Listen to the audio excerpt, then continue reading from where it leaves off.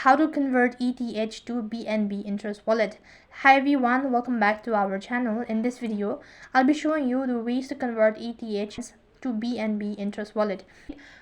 Make sure that your account is verified. Then to begin with, log in into your Trust Wallet account by entering the passcode. Once you're logged in, it's going to direct you to the home page, and right on this page, go ahead and tap the swap icon located right at the bottom.